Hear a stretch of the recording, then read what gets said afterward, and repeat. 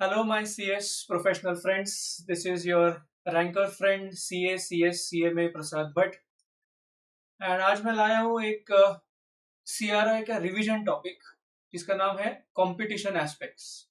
Correct, हम उसे regulation of combinations इस नाम से भी जानते हैं। ओके, सो इसका वेटेज है around 5 marks on an average and कभी कभी इस पे 10 मार्क्स तक के सवाल आ चुके हैं। So basically, CRI paper is a completely legal paper. All of you are aware. It has element of valuations. इसमें numerical आते हैं, उसकी भी revision हम लोग करने वाले हैं बहुत जल्द.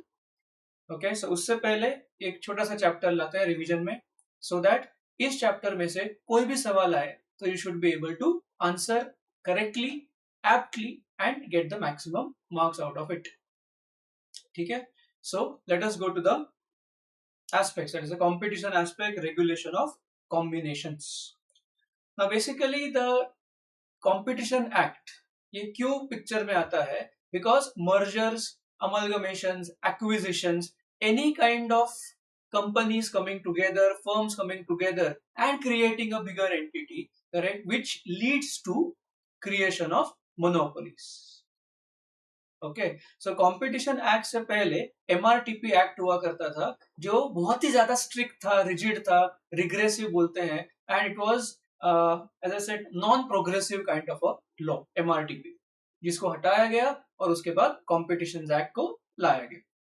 So competition act is much more progressive. Correct, it says that आपको मर्जर्स करने हैं आप करिए, अमलगमेशन करेक्ट, जो आपको करना है, जॉइंट वेंचर, अलायंसेस आप करिए. The only thing is, make sure that your size doesn't become so big that it may affect the competition. So Competition Act basically is talking about fair trade. तो इसकी शुरुआत कहाँ से हुई? उसकी शुरुआत हुई यूएसए में. So यूएसए में there was something called as the Sherman Antitrust Act 1890. बहुत पुराने लॉज हैं. उसके बाद 1914 एंड सो ऑन, ऐसे करते करते वहां से वे लॉज हमारे पास पहुंच गए. अरे बहुत सारे Indian laws are taken either from the British laws, either from the US laws. So this one is from the US. And in the western countries, Europe में, इवन जापान में, correct, competition angle, competition aspects, so they use the word as antitrust laws. In India we use the word as competition act. ठीक है? So basically the moment mergers happen, the moment amalgamation happen, size इतना बड़ा हो जाता है, number one. And secondly जब merger करते हैं, and if it is a horizontal merger, see merger के बहुत सारे टाइप्स है. कॉन्ग्लोमरेट भी होता है, वर्टिकल होता है, कॉन्सेंट्रिक है, हॉरिजॉन्टल है. बट स्पेशली जहां पे हॉरिजॉन्टल मर्जर होता है, तो हॉरिजॉन्टल मर्जर किसके बीच होता है? Horizontal merger is between competitors. And obviously अगर दो कॉम्पिटिटर्स साथ में आते हैं तो कंपटीशन कम हो जाएगा. Idea Vodafone came together, competition कम हो गया और उनको कंपटीशन एक्ट एप्लीकेबल हो गया. They had to take the approval of the body called as competition commission of India.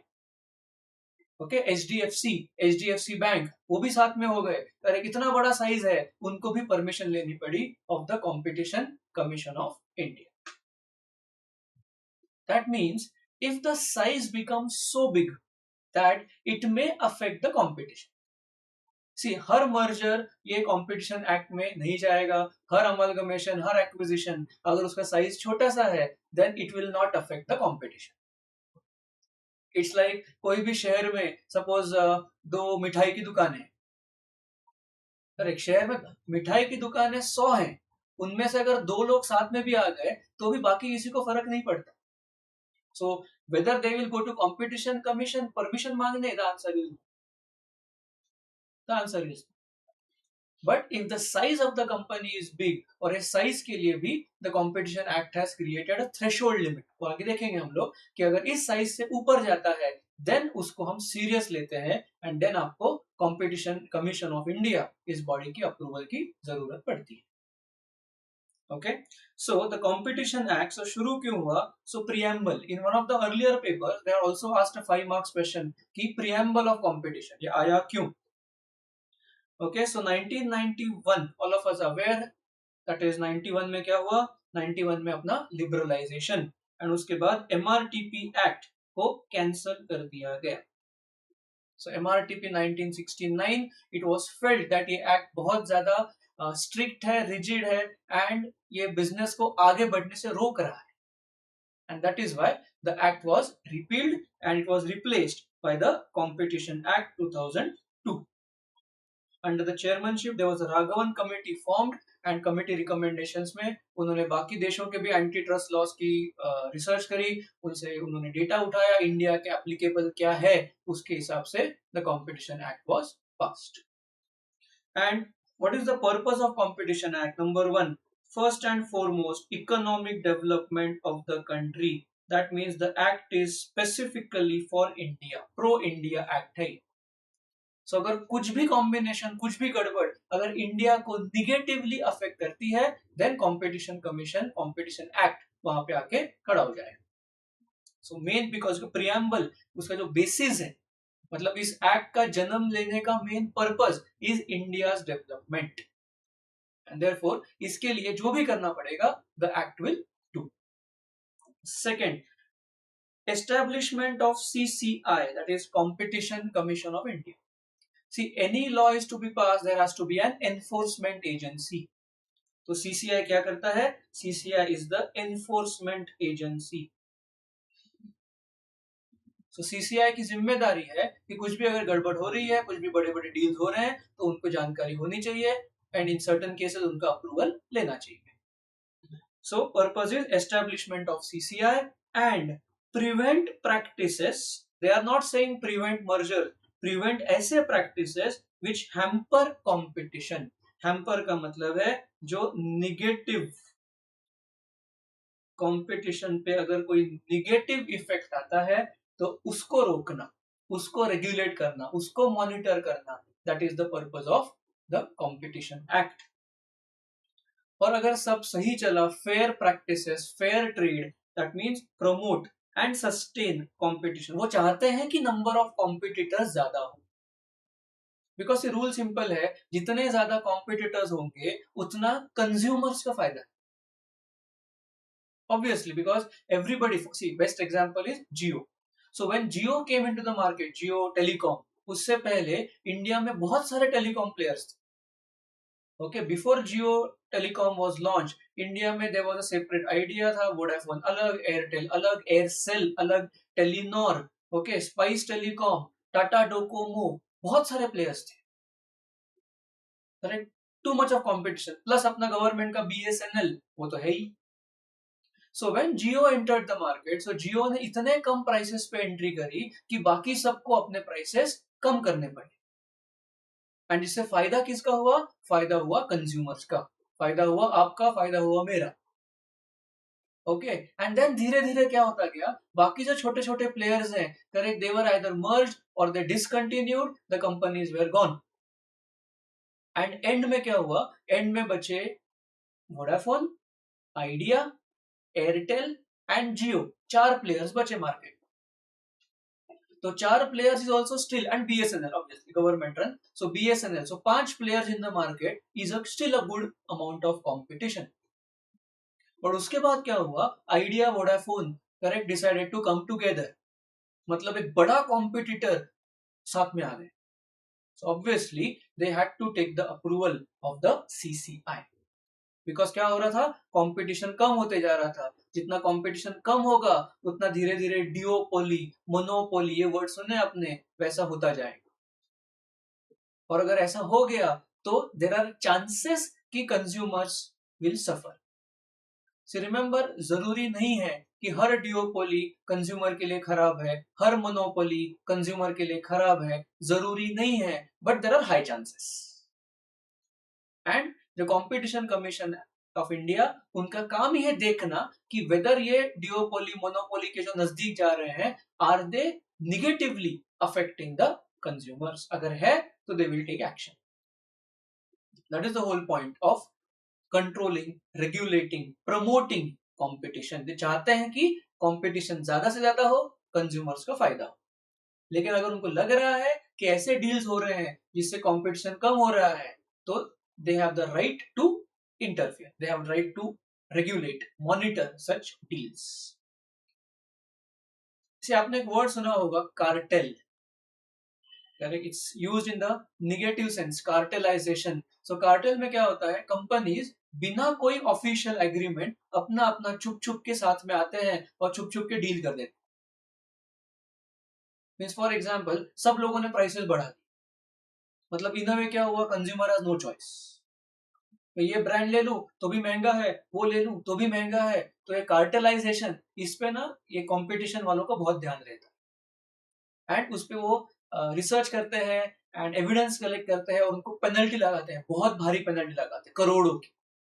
For example, cement companies in India, auto ancillaries, auto component parts, automobile companies in India, ये सब पुराने cases हैं इस पे competition commission ने observe किया with evidence कि ये लोग साथ में मिलके चुपके से प्राइसेस को बढ़ा रहे हैं जिससे कंज्यूमर का नुकसान हो। So in that case competition commission of India can take actions. So अगला पॉइंट आगे देखिए, to protect the interest of consumers, इसके लिए सब हो रहा है। So if a question comes 5 marks, so you have to write these points plus give examples so that answer बड़ा दिखे 5 मार्क्स के लिए। एग्जाम्पल दोगे तो मैक्सिमम मार्क्स आपको मिल जाएगा।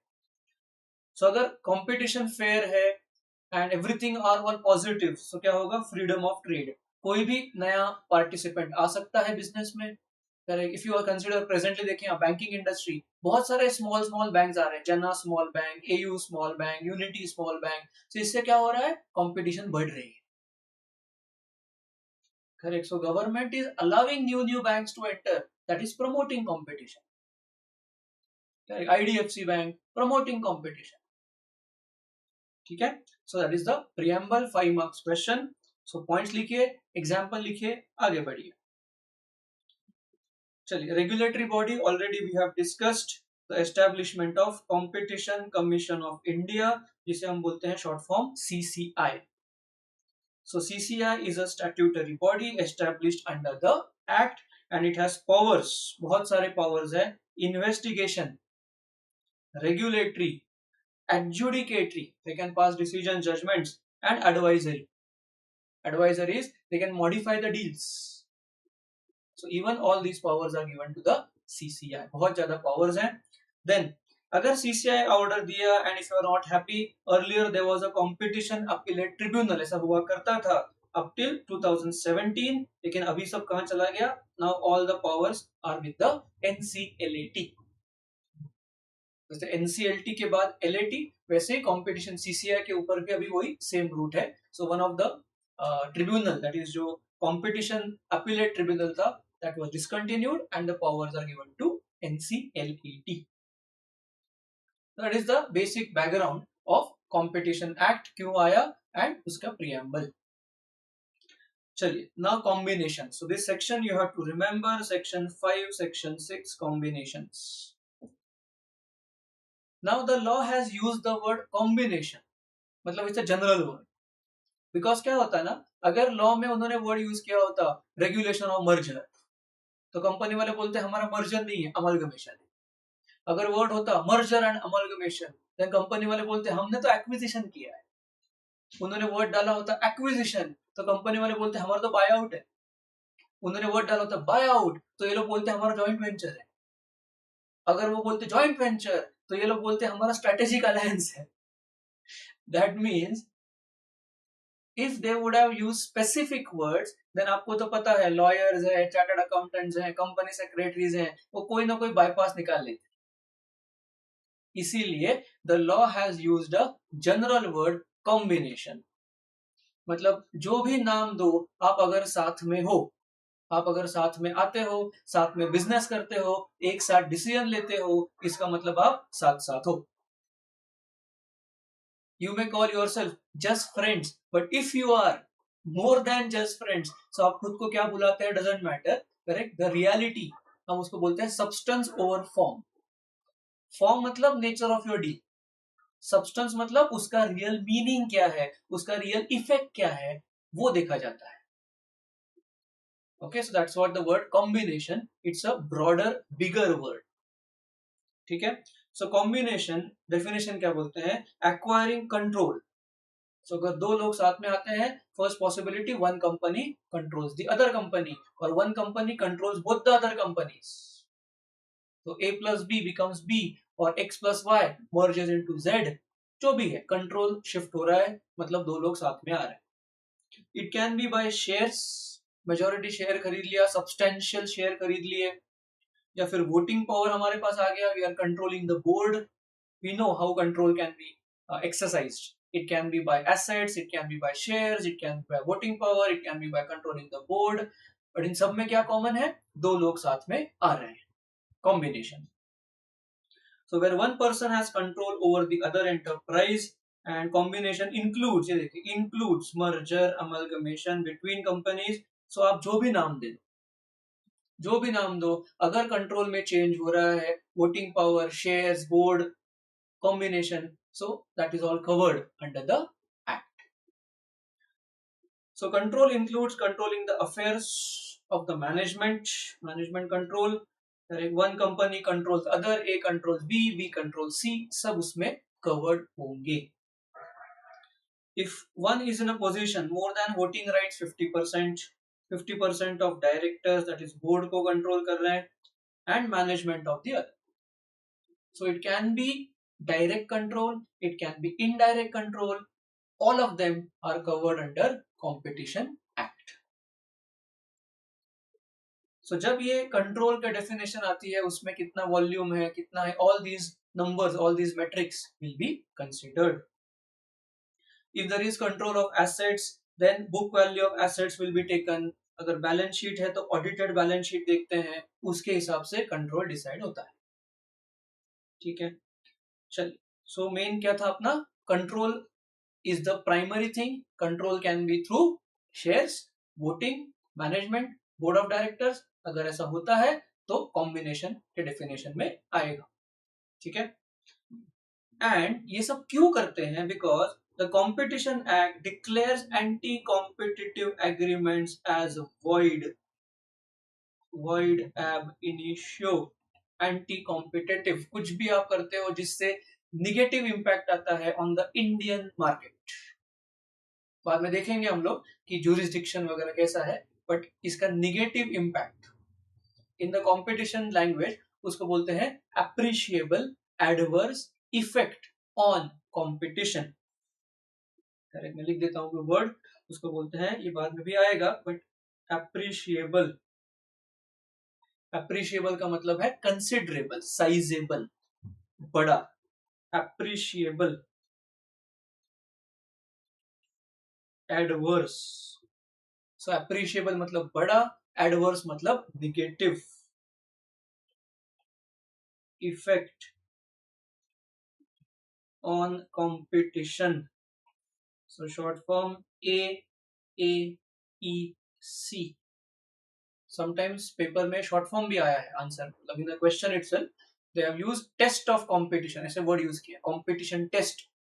इसी का मतलब क्या है, आपको क्या टेस्ट करना है कि क्या ये डील, क्या ये कॉम्बिनेशन एप्रिशिएबल मतलब कोई बड़ा इफेक्ट, एडवर्स, एडवर्स मतलब निगेटिव, एप्रिशिएबल मतलब बिग, बिग और निगेटिव ऑन कंपटीशन, कहां पे, इंडिया में।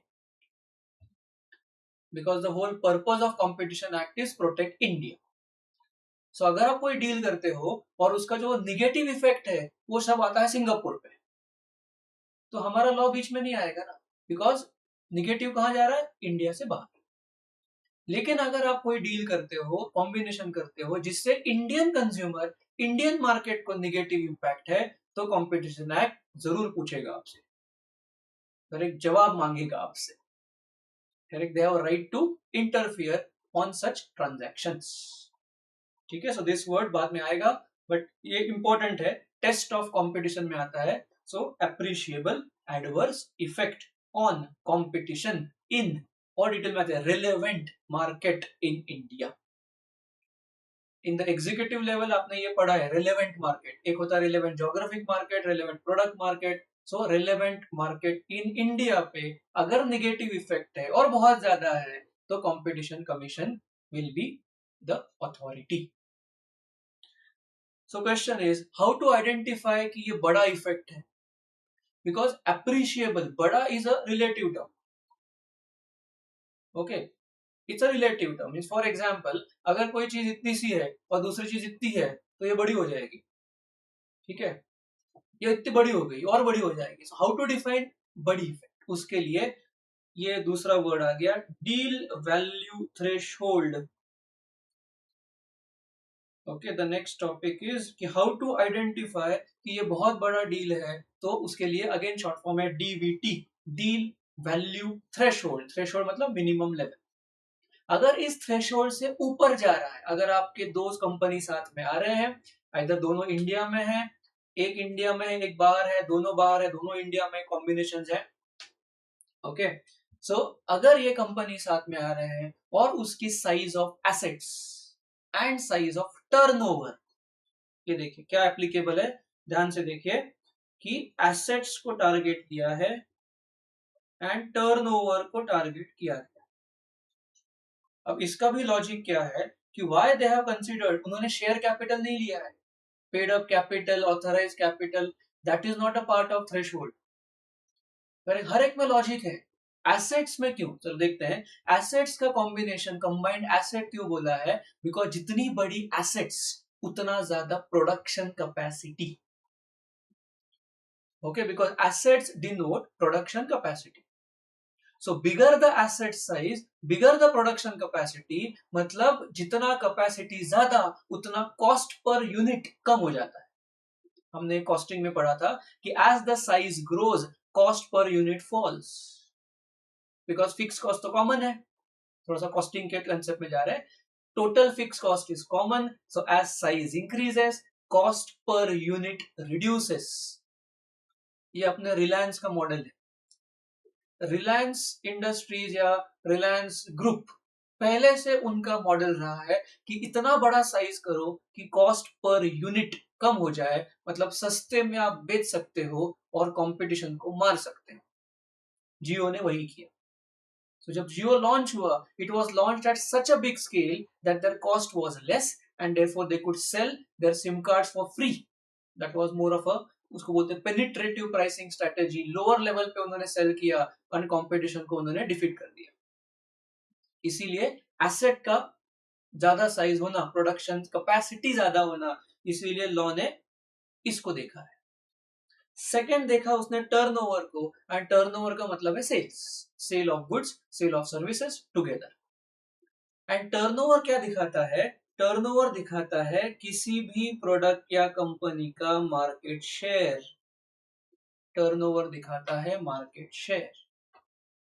फॉर एग्जाम्पल, अगर आप टूथपेस्ट इंडस्ट्री लेते हो तो टूथपेस्ट इंडस्ट्री में कोलगेट का market share is more then 50%. अगर आप पेंट इंडस्ट्री लेते हो तो पेंट में एशियन पेंट्स का market share is more then 60%. मतलब अगर 100 लोग पेंट का डब्बा खरीद रहे हैं इंडिया में, तो 100 में से 60 लोग ये एशियन पेंट्स का डब्बा खरीदेंगे. मतलब क्या होगा, एशियन पेंट का टर्नओवर बढ़ेगा. तो इसीलिए turnover is also taken as a measuring factor. Okay, so दो चीजें ली गई है, assets and turnover. And as per the recent amendment 2024 में ये लिमिट्स चेंज किए गए. सो क्या लिमिट्स है, अगर इंडिया में हो रहा है, पूरा डील इंडिया में ही है, okay, enterprise level, company company level पे है, तो कंबाइंड एसेट्स अगर 2500 करोड़ इससे अगर ऊपर जाते हैं, एंड कंबाइंड टर्नओवर अगर 7500 करोड़ से ऊपर जाता है, तो इसको बोलते हैं ये अप्रिशिएबल है, साइज बड़ा है इसका. या फिर अगर दो ग्रुप कंपनी साथ में आते हैं, सो एट अ ग्रुप लेवल उनका अगर एसेट्स 10,000 करोड़ से ऊपर जाता है और उनका कंबाइंड टर्नओवर 30,000 करोड़ से ऊपर जाता है, it is considered as a sizeable, appreciable. तो उनको competition commission of India CCI को रिपोर्ट करना जरूरी है. अगर साइज इससे कम है तो कोई बात नहीं है, you can directly go ahead. So these limits are given for India, अगर दोनों बिजनेसेस पूरे इंडिया में ही है तो. But suppose businesses are India and outside, दोनों है, मतलब इसका मल्टीनेशनल प्रेजेंस है, मतलब डॉलर में भी है रुपी में भी है, दोनों चल रहा है, इंडिया बिजनेस है बाहर बिजनेस. तो इन दैट केस लिमिट्स क्या है, एंटरप्राइज लेवल पे मोर देन 1.25 बिलियन डॉलर, जिसमें से इंडिया का बिजनेस होना चाहिए मोर देन 1250, एंड टर्नओवर, ये हुआ एसेट का, एंड टर्नओवर लेवल पे मोर देन 3.75, जिसका इंडिया टर्नओवर होना चाहिए more than 3750 crore, and similarly for group level. So अगर दोनों कंपनी साथ में आते हैं और उनका अगर साइज इससे ऊपर जाता है, देन हम बोलते हैं अप्रिशिएबल है, size is considerable, you need to take the approval, notify the CCI. ठीक है। नाउ रिसेंटली एक नया अमेंडमेंट आया, उसमें चेंज किया section 5D, and specially it is targeting the digital and pharma sectors, इनके लिए एक नया अमेंडमेंट ऐड हुआ है। और इसमें क्या हुआ है, even if the target company has low assets और टर्नओवर, ओके, उन्होंने देखा गया कि ये इनमें थोड़ा सा कंपटीशन का लेवल अलग है, डिजिटल कंपनीज, फार्मास्यूटिकल में मर्जर्स बहुत होते हैं।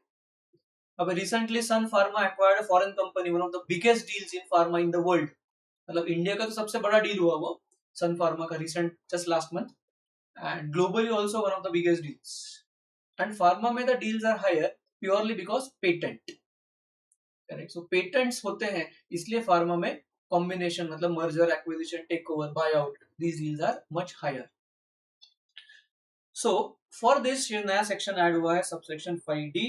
उन्होंने बोला है कि आपको सीसीआई के पास जाना पड़ेगा, इवन इफ, ऊपर के वैल्यू देखो, ऊपर के वैल्यूज 2500 करोड़, 7500 करोड़, बड़े बड़े वैल्यूज है, बट यहाँ पे क्या बोला है, the transaction value it is triggered मतलब सीसीआई को आपको बताना है, inform the CCI, notify the CCI if the transaction is more than 2000 crores and the target enterprise has substantial business operations, another word introduced, SBO। so दो condition satisfy होने चाहिए, turnover, okay, that is your transaction value, जो deal की value है, that is more than 2000 crores, and जो target है, target मतलब जिसको खरीदा गया है, it has substantial business operations in India. So ऐसा पॉसिबल है कि खरीदा किसी बाहर ने और जो टारगेट कंपनी है वो इंडिया में, या फिर दोनों इंडिया में ही, as the case may be. So how to identify substantial, नाम ही देखो, business operations. So business operation generally क्या होता है, based on customers, based on turnover वगैरह वगैरह। तो इस पे 5 मार्क्स का सवाल आ सकता है, ठीक है। They can put a question asking you कि थ्रेशोल्ड्स, एंड स्पेशली ये न्यू अमेंडमेंट है इसलिए इस पे आ सकता है, ये सब्सटेंशियल बिजनेस ऑपरेशन एसबीओ ये क्या है, how to identify, number 1, for digital services the number of users, so digital is online services, the number of users in India is 10% और more of the global users. So it's organization जो बाहर भी है, India में है, और India का उसका जो प्रेजेंस है, इंडिया में जो उसके यूजर्स हैं, वो टोटल ग्लोबल के 10% से ज्यादा है, मतलब सब्सटेंशियल है, आइडेंटिफाइड ईयर। ये हुआ डिजिटल के लिए। ये अदर देन डिजिटल, दूसरे के लिए ग्रॉस मर्केंडाइज, मर्केंडाइज मतलब sale value, the word merchandise value, sale value of last 10 months, sorry last 12 months is, India की जो सेल वैल्यू है, गुड्स, अभी गुड्स की बात कर रहे हैं, बाहर भी बेच रहे हैं, इंडिया बेच रहे हैं, तो इंडिया में अगर 10% of more of their global, then हम उसे बोलेंगे सब्सटेंशियल बिजनेस ऑपरेशंस इंडिया में है।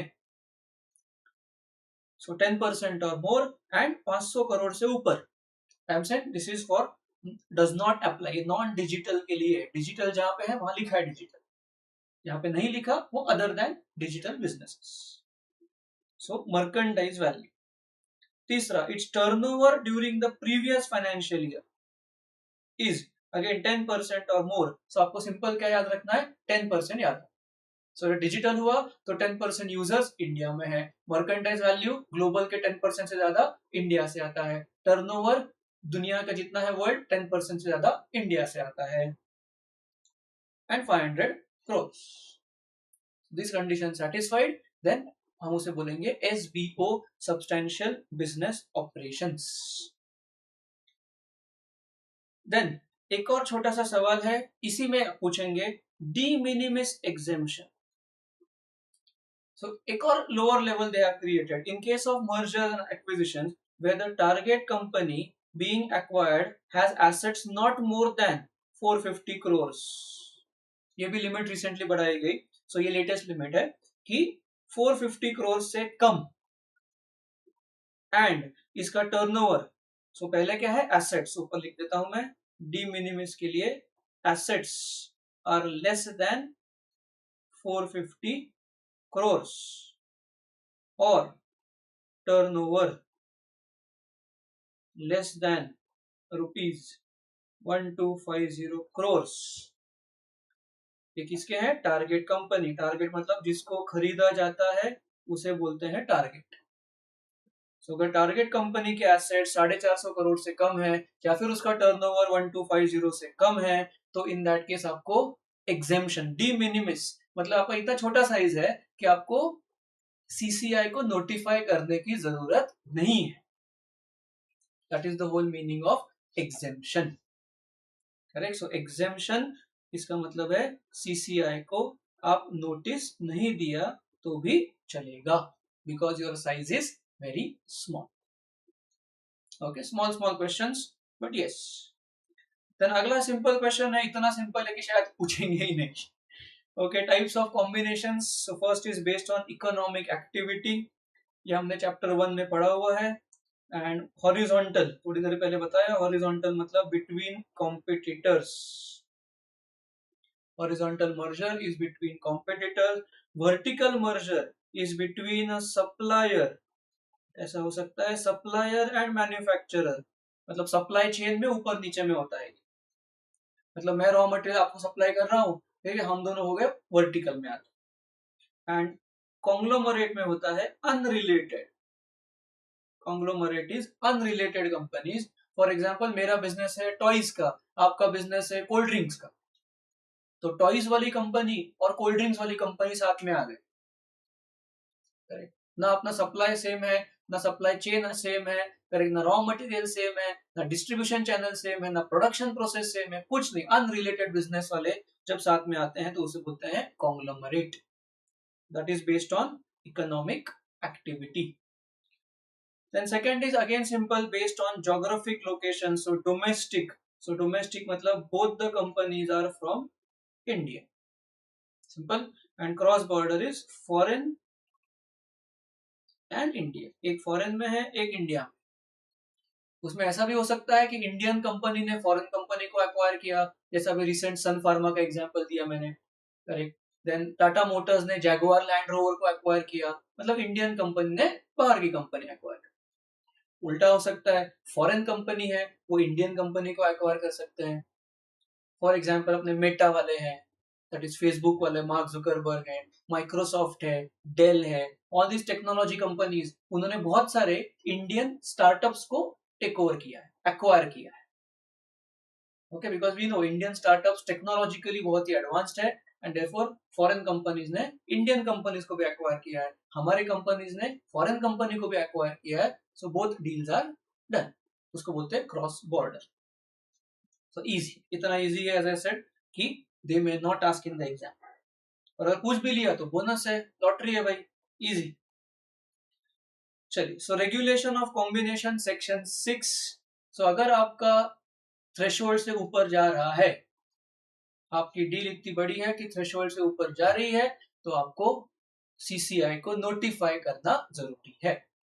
उनको बताना जरूरी है कि यस, हम लोग साथ में आ रहे हैं, by whatever name called, merger बोलो, अमलगमेशन बोलो, करेक्ट, एक्विजिशन बोलो, टेक ओवर बोलो, हम साथ में आ रहे हैं, कॉम्बिनेशन है, and we have to inform CCI. The concern parties are give the notice to CCI, specific form भरिए वगैरह, ठीक है, प्रोसीजर पार्ट, ठीक है। And as per international best practices, CCI allows informal and verbal consultation. ये भी सवाल एक बार आया था एग्जाम में कि उसको बोलते हैं pre filing, pre filing consultation. मतलब मेन पूरा डेटा फाइल करने से पहले एक इनफॉर्मल सिस्टम है, इनफॉर्मली, कि हम साथ में आ रहे हैं, आप थोड़ा सा हमको गाइड करिए सो दैट हमारा प्रोसेस स्मूथ हो जाए और बिना किसी रुकावट के, बिना किसी ऑब्जेक्शंस के करेक्ट हमारा मर्जर पास हो जाए। बिकॉज कभी कभी क्या होता है ना, एक बार अगर हमने फॉर्मली अप्लाई किया, फॉर्मली, और उसके बाद उन्हें बोला अरे ये ऐसा नहीं करना था, वो वैसा नहीं करना चाहिए था, पहले पूछा होता तो अच्छा होता, तो ये सब बात की झंझट अवॉइड करने के लिए there is a process called as pre filing. File करने से पहले आप सीसीआई के ऑफिशियल्स को मिलो, उनसे इनफॉर्मल एडवाइस ले लो, एंड देन उसके हिसाब से आप काम करो, फिर आपका फाइलिंग सही होगा, डॉक्यूमेंटेशन सही होगा, और बाद में आपको डिलेज का सामना नहीं करना पड़ेगा, आपका जो मर्जर है वो जल्दी से अप्रूव हो जाएगा। That's the whole purpose of pre filing consultations. So such pre-filing consultations help the parties to file a notice will identify the information required. Exactly वो क्या चाहते हैं वो आप पहले से दे दो तो things will be faster. The concerned parties are encouraged to approach the commission.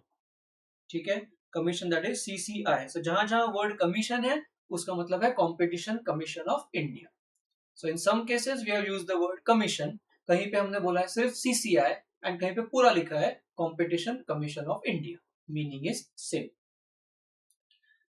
Okay, so that is the purpose of pre-filing consultations. Easy. A summary of proposed combination shall be submitted. ठीक है, basic details कौन companies है, कि उनका क्या business है, description of both, कौन से मार्केट में है, क्या प्रोडक्ट्स है उनके, करेक्ट, लाइकली इम्पैक्ट क्या होगा, कंपटीशन ऑलरेडी बहुत बड़ा है या कम है ऑलरेडी, ये सारा डेटा और डिटेल्स आपको सबमिट करने हैं। देन कंपटीशन कमीशन ये सब सोचने के लिए, इसके बारे में डिसीजन लेने के लिए, how much time they will take, up to 150 days. अरे बहुत पहले इट वाज मच हायर, 210 दिन थे बहुत पहले, नाउ अमेंडेड, कम कर दिया टाइम इसको for faster ease of business, so now it is 150 days में the competition commission has to give its answer. If they require more information, correct, extra data चाहिए, और अगर वो कंपनीज है वही डेटा देर से दे रहे हैं तो ये 150 के आगे जा सकता है। बट अगर एवरीथिंग इज फाइन, सब बढ़िया है, देन 150 डेज के अंदर उनको डिसीजन देना पड़ता है। ठीक है, then CCI has the power, obviously decision देना मतलब बच्चों का खेल नहीं है, इतने बड़े कंपनीज है, टर्नओवर हजारों करोड़ों में है, एसेट्स हजारों करोड़ों में है, so they have to investigate the propose combination and its effect on the relevant market in India. और अगर ये जानने के लिए जैसे उनको ज्यादा डेटा चाहिए, ज्यादा इंफॉर्मेशन चाहिए एंड एक्सप्लेनेशन चाहिए, and therefore the 150 days may be extended based on the criticality importance of the deal. So ऐसा नहीं है कि चलो टाइम खत्म हो गया, चलो चलो हो गया, ऐसा नहीं, it is a serious thing and therefore सही से डिसीजन के लिए टाइम दिया गया है। ओके, चलिए आगे बढ़ते हैं। Exemptions, this also is a favourite question institute का, कि कहां कहां पे एग्जेम्प्ट है। एग्जाम मतलब सीसीआई को नहीं बताया और आगे चले गए, चलेगा।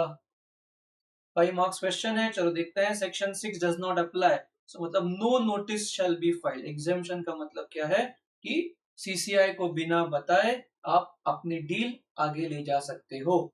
नंबर 1 सबसे simple answer, transactions that do not cross the threshold limit, मतलब less than the threshold limit. अगर थ्रेशोल्ड है 2500 करोड़ तो हम दोनों का मिलके हो रहा है सिर्फ 500 करोड़। थ्रेशोल्ड लिमिट है 7500, हमारा दोनों मिलके हो रहा है 1000 crore.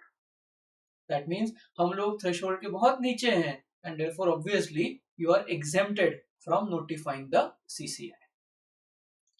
Second, share subscription, financing facility, acquisition by any PFI, public financial institution, bank, as purely investment purpose.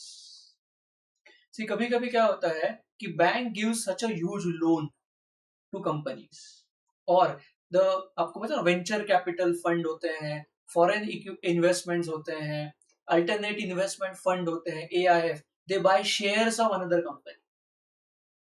And कभी कभी वो जो शेयर होल्डिंग होता है वो इतना बड़ा हो जाता है कि ऐसा लगता है कि भाई मैं उसको एक्वायर कर रहा हूँ। इन दैट केस उनको डिक्लेरेशन देना है टू CCI सेइंग दैट, क्या डिक्लेरेशन है कि ये हमारा कोई कॉम्बिनेशन नहीं है, हमारा कंट्रोल नहीं है, ये हमारा है प्योर, ये देखो प्योर इन्वेस्टमेंट के लिए हम शेयर खरीद रहे हैं। So if that is the purpose, there is no combination, there is no control. याद है कॉम्बिनेशन का बेसिक आइडेंटिफायर क्या है? कंट्रोल। तो जब एक ऑर्गेनाइजेशन, एक वेंचर कैपिटलिस्ट दूसरे कंपनी के शेयर खरीदता है, सब्सटेंशियल शेयर होंगे बट प्योरली इन्वेस्टमेंट, पैसा कमाने के लिए है, उसमें कंट्रोल बिल्कुल नहीं है। In that case you are exempted. Third, merger between holding company and wholly owned subsidiary। wholly, सो wholly का मतलब है ऑलरेडी 100% ही अपने पास है प्रैक्टिकली। लीगली 99% दिखता है but practically 100% I am the owner. तो अगर ऐसे दोनों कंपनी साथ में आते हैं तो ऑलरेडी साथ में ही है, so in that case they are exempted. Then recent government ने एग्जाम किया है किसको? Amalgamation of nationalise banks.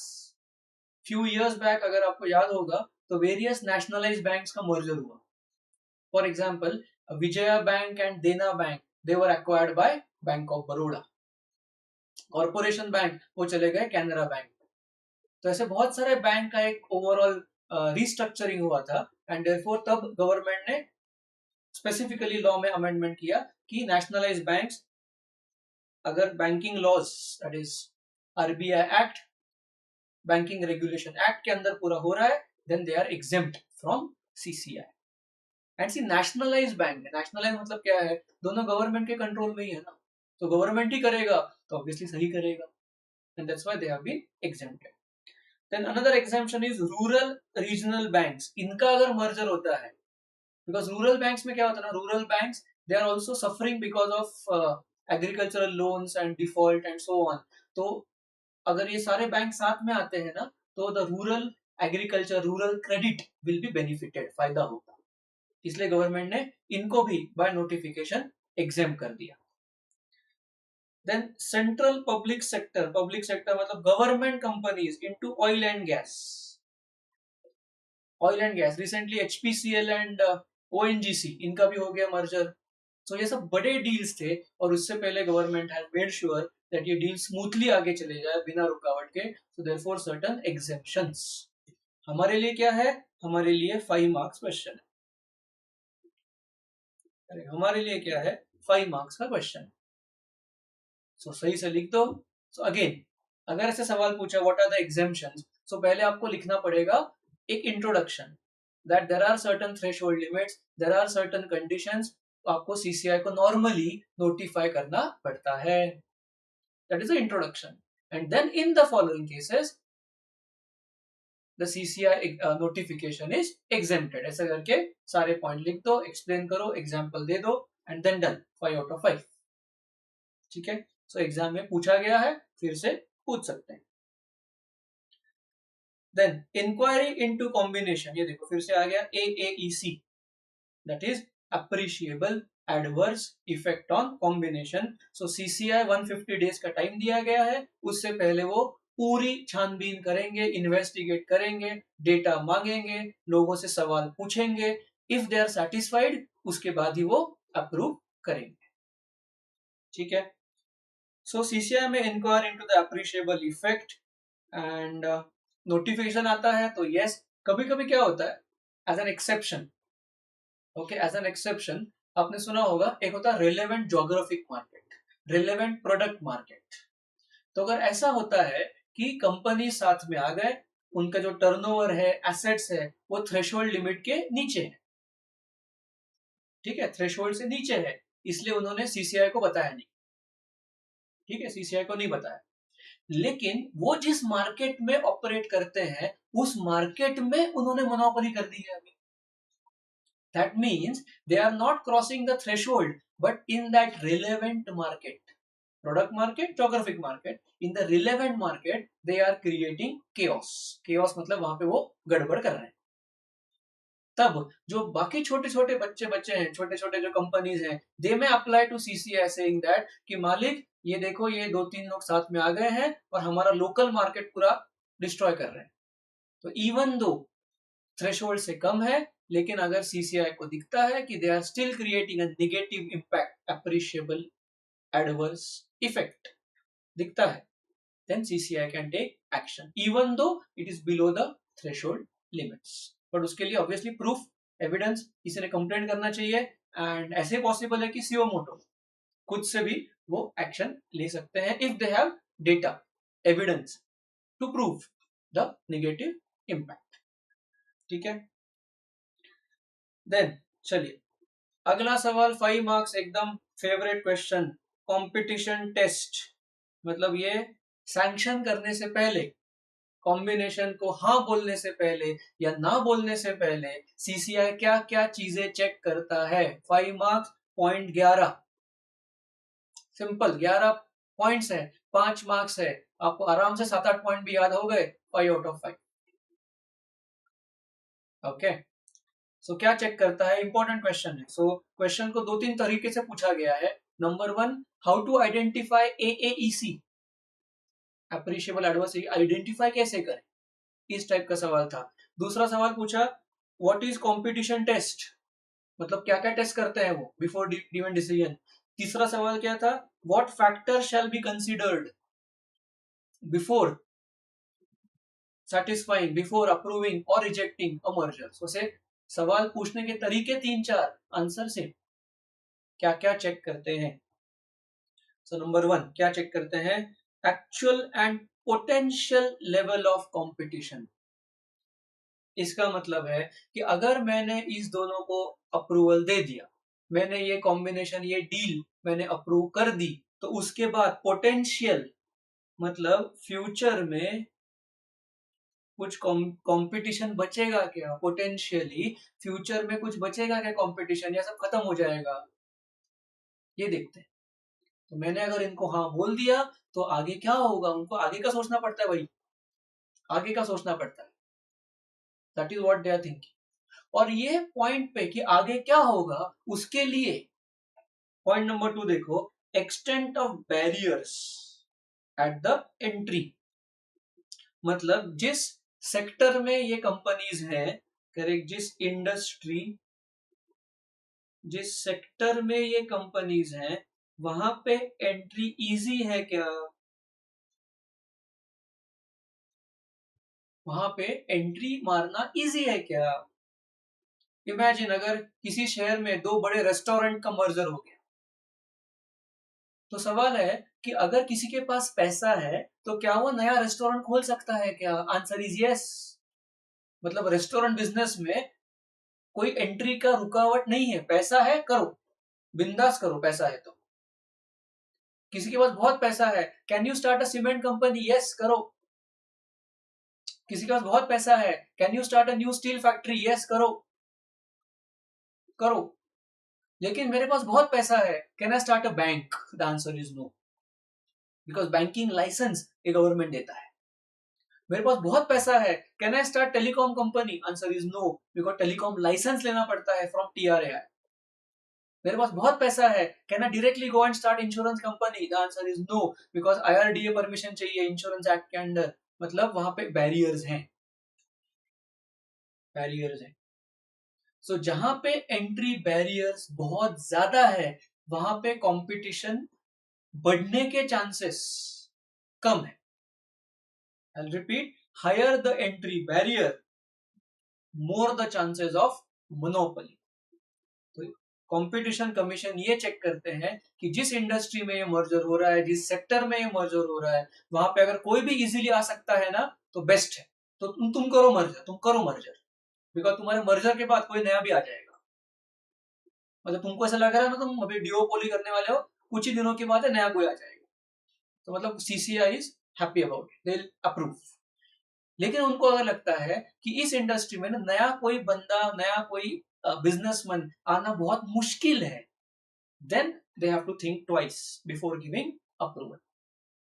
So entry barrier. Next they are going to check level of combination, मतलब ऑलरेडी इसमें कितने मर्जर अमालगमेशन हो चुके हैं, ऑलरेडी बहुत सारे डील्स हो चुके हैं क्या, और साथ साथ डील हो रहे हैं क्या इसमें, that will be verified.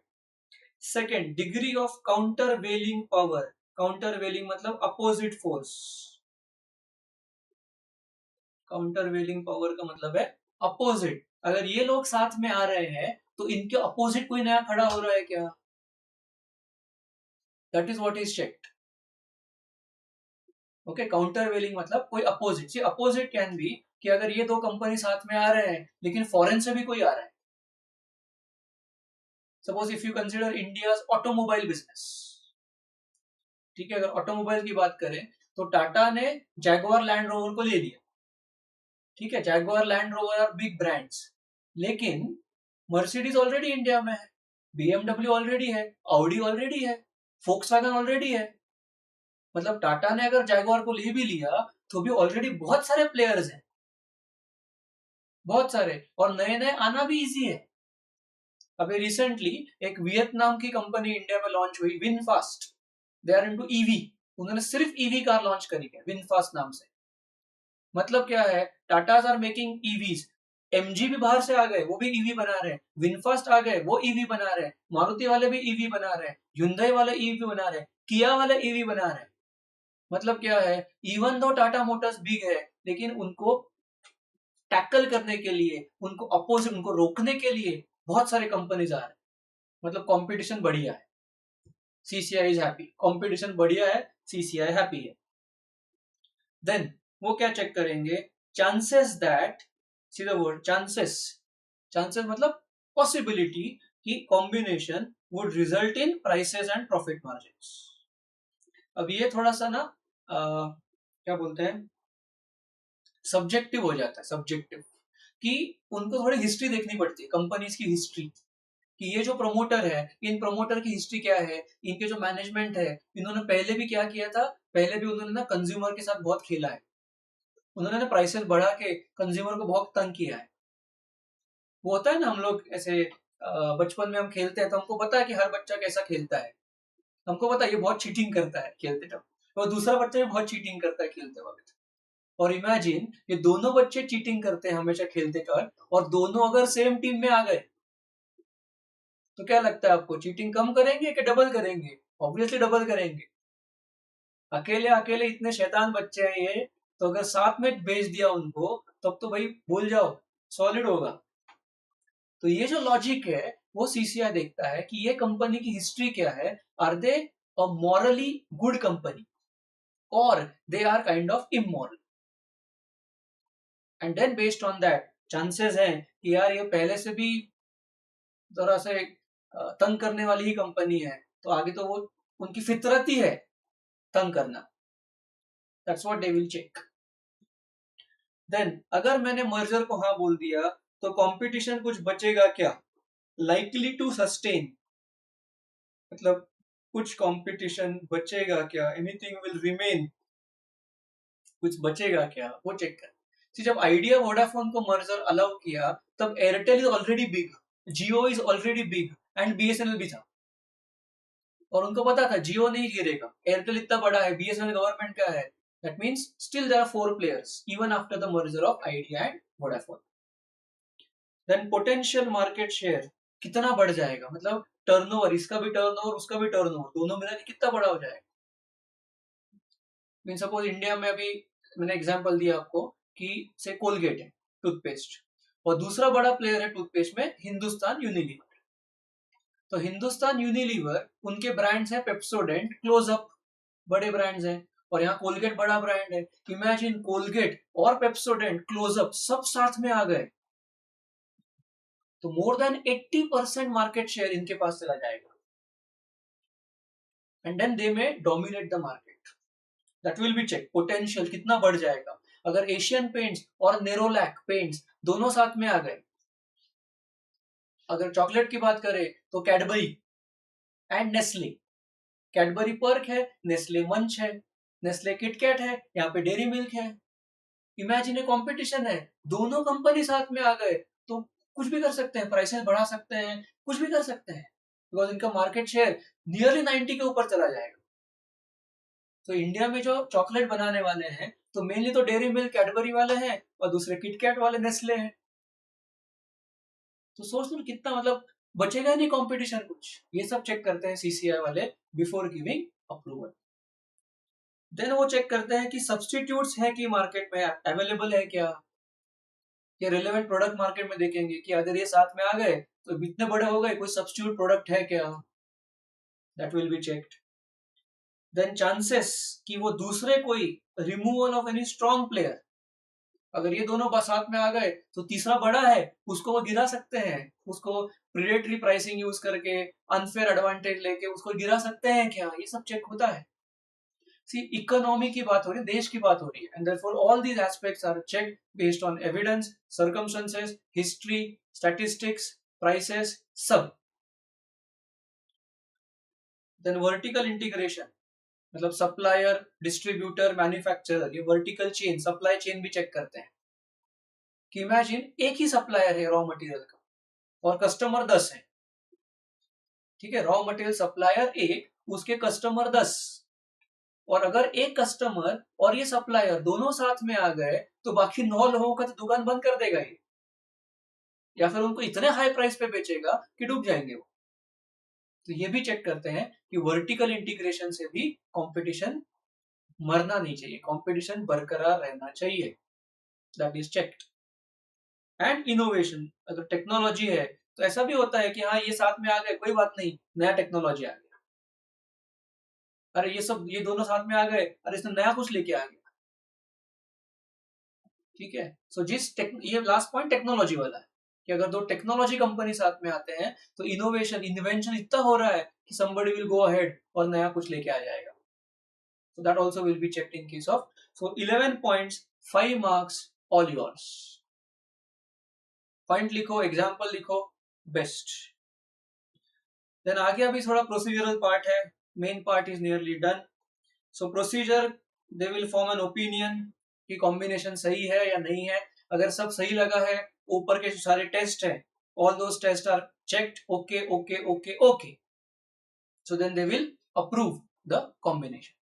But अगर उनको लगता है कि नहीं भाई थोड़ा सा हमको चेक चाहिए, हमको और कुछ जानना है, ठीक है, सो दे में आस्क फॉर एडिशनल इंफॉर्मेशन। ये देखिए ऑर्डर तीन टाइप के हैं, either reject the scheme, sorry either accept the scheme और रिजेक्ट द स्कीम और मॉडिफाई द स्कीम। सो तीन ऑप्शन है उनके पास। अगर सब सही होता है तो एक्सेप्ट एज इट इज, अगर पूरा ही गड़बड़ लग रहा है, मतलब उन्होंने सारे टेस्ट देखे और उनको यकीन हो गया कि नहीं नहीं ये निगेटिव इफेक्ट ही है इकोनॉमी पे, निगेटिव इफेक्ट ही डालेंगे ये लोग, they will reject the scheme. And third कि मेजोरिटी स्कीम सही है, ये एक दो पॉइंट जरा बदल देंगे ना तो अप्रूव कर देंगे। सो मॉडिफाई मतलब they will advise the companies कि ये पॉइंट्स ठीक कर दो and then they will accept the scheme. Okay, so three types of orders, three types of orders मतलब डिसीजन, तीन टाइप के डिसीजन पॉसिबल है। So CCI, after considering the facts and circumstances, okay, it may pass in a written order where the combination conclusion की ऐसे positive है, accept पूरा negative है, reject, और जहां पे मिडवे है they can ask information. So if the opinion is adverse effect होगा तो आंसर क्या आएगा, नो कॉम्बिनेशन, रिजेक्ट। लेकिन कहीं पे they will ask for modification, so modifying the scheme, अगर वो मॉडिफाई करते हैं, दोनों पार्टीज एग्री होते हैं, ये देखिए if the parties have accepted the modification, लेकिन नहीं किया तो भी कैंसल, लेकिन अगर कर दिया तो the scheme will be sanction. Three possibilities are there, ठीक है। So all these are procedural part, ठीक है, वो प्रोसीजर पढ़ लोगे एंड अकॉर्डिंगली, सो उसमें अलग से कोई एक्सप्लेनेशन की जरूरत नहीं है।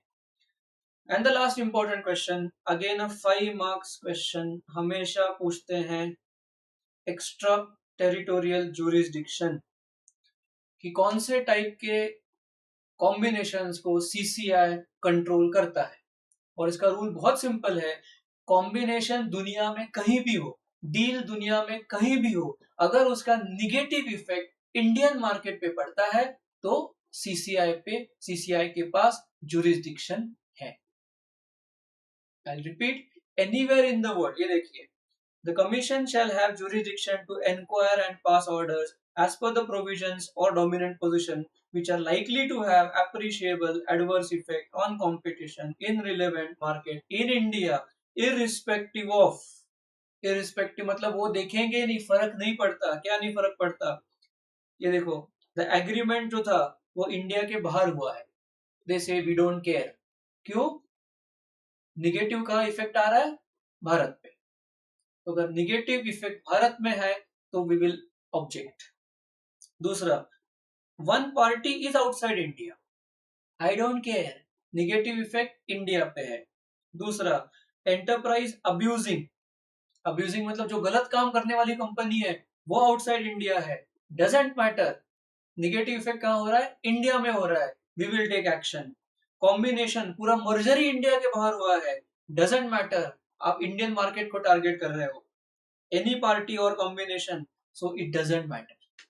दोनों कंपनी बाहर है, दोनों इंडिया में है, एक बाहर है एक इंडिया में है, एक्वायरर इंडिया में है, टारगेट बाहर है, एक्वायरर बाहर है, टारगेट इंडिया में है, दोनों इंडिया में है, डील बाहर हो गया, दोनों बाहर के ही हैं, डील भी बाहर ही हो गया, लेकिन सब में कॉमन क्या है, आपके डील का निगेटिव इफेक्ट इंडियन मार्केट पे हो रहा है, Indian consumer is suffering, Indian business is suffering, Indian economy is suffering, और जहां पे ये होता है, it is very clear that any actions taking place outside India but having effect in India will be subject to the jurisdiction. 5 marks question, ये पूरा लिख दो, full marks.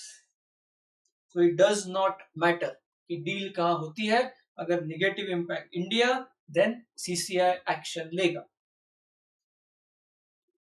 And the last part, ये भी पहले पूछते थे, अभी पूछ सकते हैं 5 मार्क्स, अरे कि पेनल्टी कितना लगा सकते हैं, सो पेनल्टी कब लगेगी, सो क्वेश्चन 5 मार्क्स का है, आप देखोगे, आप देखो इतना सही पॉइंट है, यहाँ सिर्फ पेनल्टी दी गई, बट पेनल्टी क्यों लगेगी, नोटिफाई नहीं किया, अप्रिशिएबल एडवर्स इफेक्ट हुआ, ये हुआ, सो ऊपर हमने देखा ना क्या क्या गड़बड़ कर सकते हैं कंपनीज, सो अगर कंपनीज ये गड़बड़ करते हैं तो उनको पेनल्टी लगती है as per section 43A of the act. Penalty कितनी है, 1% ऑफ टर्नओवर टोटल, जी करोड़ों में जाएगा, और 1% of total assets whichever is higher.